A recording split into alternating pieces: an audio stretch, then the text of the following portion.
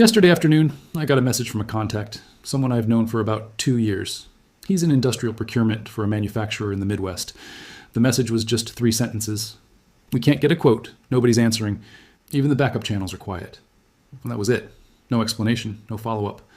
Just silence where numbers used to be.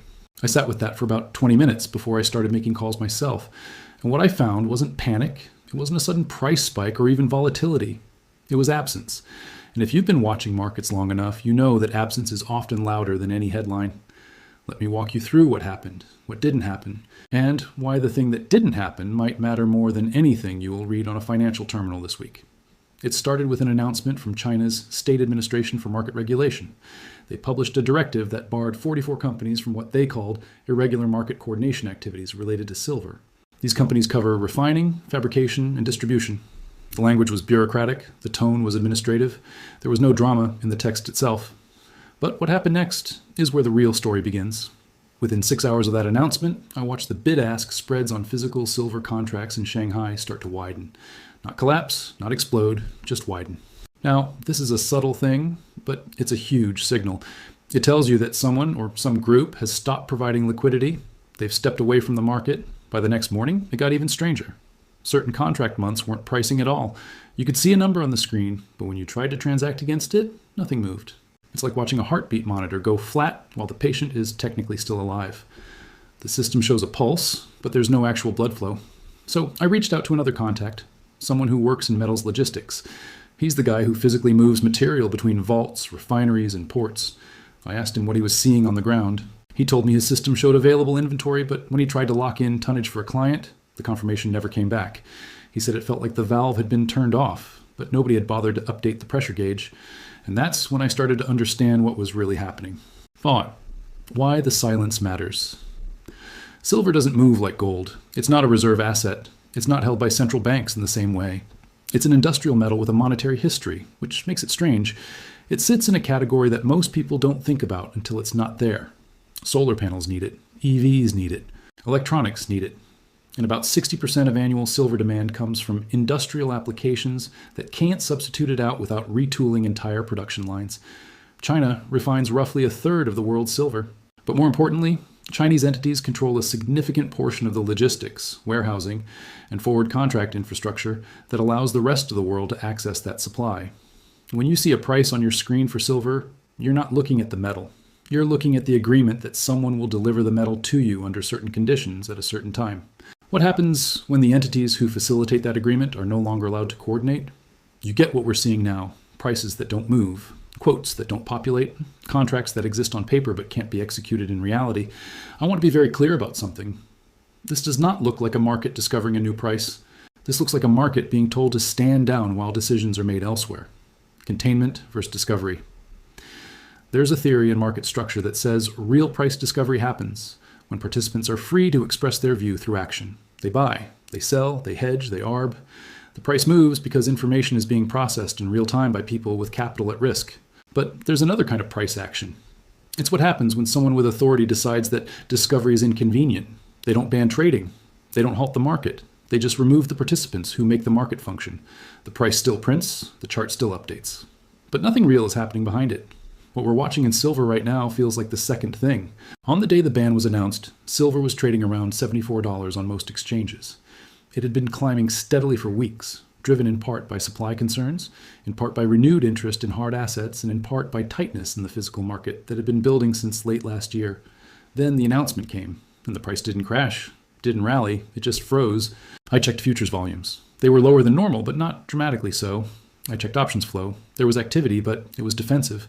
People rolling positions, people flattening. Nobody was pressing. And here's the strange part. Nobody was defending either. It's like both sides of the trade just stepped away from the table at the same time. That doesn't happen by accident. I spoke with another contact yesterday. He runs a small fund that takes physical delivery on precious metals. He doesn't trade paper. He takes possession. His process is simple. He identifies a contract. He funds it. He takes delivery. He vaults it. It's been working the same way for 15 years. 2 days ago, he tried to take delivery on a silver contract in Shanghai. The counterparty acknowledged the request. The paperwork was filed. The settlement date was confirmed. Then nothing. No metal, no explanation. Just a message saying the delivery was delayed due to administrative review. He escalated. He called his broker. He called the clearinghouse. He called his lawyer. Everyone gave him the same answer. The contract is valid. The obligation is clear, but the metal isn't moving. He told me he's not concerned about the money. He's concerned about what it means when a contract stops being a claim on something real and becomes a claim on a promise that may or may not be kept. I asked him what he's doing now. He said he's waiting, because that's all he can do. The contract says he owns the metal. The system says the metal exists. But the metal isn't in his vault, and nobody can tell him when it will be. This is where the theory breaks down. A futures contract is supposed to be a transparent, fungible, enforceable claim on a commodity. But transparency requires disclosure. Fungibility requires access. And enforcement requires a legal system that treats contracts as binding regardless of who holds them. What happens when one of those three conditions disappears? The contact I mentioned earlier, the one in procurement, sent me another message this morning. He said his company has a production line that requires a specific grade of silver solder.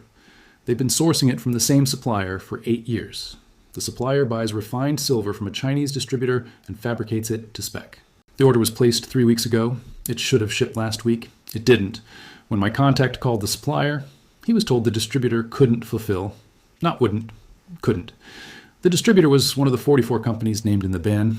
My contact asked if they could source the material elsewhere. The supplier said they'd try, but lead times were now quoting 6 to 8 weeks instead of 2. And the price wasn't fixed anymore. It was quoted as to be determined upon availability. He told me that if the material doesn't arrive within 10 days, the production line shuts down. That means furloughs. That means missed contracts with their own customers. That means penalties. He said his CFO asked him if they should just pay whatever it costs to get the silver. He said he tried. He called 5 different suppliers. 3 didn't answer. 2 said they couldn't guarantee delivery at any price. That phrase stayed with me. Any price. Because if you can't buy something at any price, it's not a pricing problem. It's an access problem. And access problems don't resolve themselves by waiting for the market to clear. They resolve themselves when someone with authority decides who gets access and who doesn't. Here's where it gets more complicated. Silver doesn't just sit in a vault. It moves. It gets refined, alloyed, fabricated, shipped, re-refined, recycled. The supply chain isn't a straight line, it's a web. And that web relies on a handful of choke points that most people never think about until they stop working. One of those choke points is refining capacity. There are only so many facilities in the world that can take raw or recycled silver and turn it into the purity grades required for industrial use. A large percentage of that capacity sits in China. Another significant portion sits in Europe. If Chinese refiners can't coordinate with distributors, and if European refiners are running near capacity already, where does the incremental supply come from? I reached out to someone in Switzerland who works adjacent to metals refining. I didn't ask for specifics. I just asked if he was seeing anything unusual. He told me that inquiries have spiked in the last 72 hours. People asking about refining timelines. People asking about throughput. People asking if it's possible to jump the queue. He said the answer is usually no. Refining schedules are booked months in advance. You can't just add capacity because someone needs material next week. The infrastructure doesn't scale that way. But he also said something else. He said a few of the inquiries weren't coming from industrial buyers.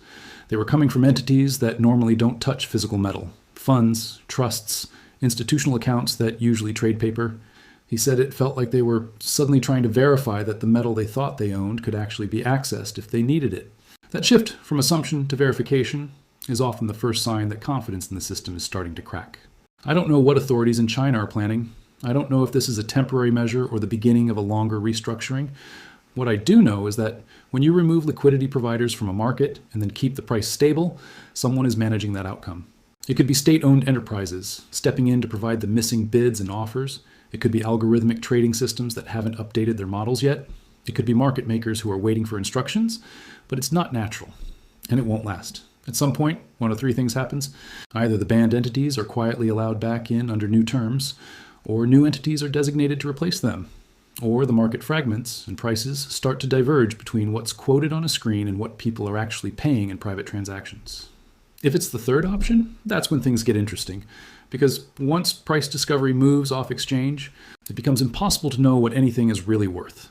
You just know what someone was willing to pay in a specific transaction under specific circumstances. And if those circumstances include scarcity, urgency, or restricted access, the price isn't a market price anymore. It's a rationed price. We've seen this before in other commodities. Nickel in 2022, wheat in 2008, nat gas in Europe in 2021. The pattern is always the same. The official price stays calm, the headlines stay measured. And then one day, someone defaults, or a warehouse is found to be empty, or a contract gets torn up, and everyone realizes the price they were looking at wasn't real, what you should be asking. So here are the two questions I think are worth sitting with. First, if you own silver, where is it? Not where is the contract filed, not where is the account statement, where is the actual metal? And if you tried to take possession tomorrow, what's the process? How long does it take? Who do you call? Second, if the price on your screen hasn't moved, but the people who make that price are no longer allowed to operate, what exactly are you looking at? Are you looking at the value of the metal? Or are you looking at the value of a system that's trying very hard to appear stable while the infrastructure underneath it is being reorganized? I'm not telling you what to think. I'm asking you to think about what happens when the gap between what the screen says and what the world does starts to widen. Because that gap doesn't stay narrow forever, and when it snaps fast. If you've seen something similar in your own industry or your own market, I'd be curious to hear it. Not rumors, not speculation. Just what you've observed directly. Leave it in the comments. I read them. Quiet warning ending. I want to end with something a mentor told me a long time ago.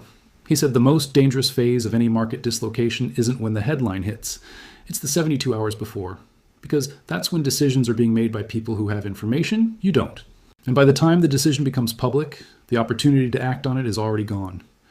I don't know if we're in that 72-hour window right now, but I know what absence looks like. And I know that when the people who are supposed to answer the phone stop answering, it's usually because they're on another call.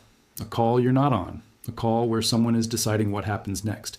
So watch the silence. Watch who stops talking. Watch what stops moving. Because the thing that isn't happening is often the thing that matters most. I'll be back with another briefing when there's something new to observe. If you want to make sure you catch it, subscribe. And until then, stay sharp.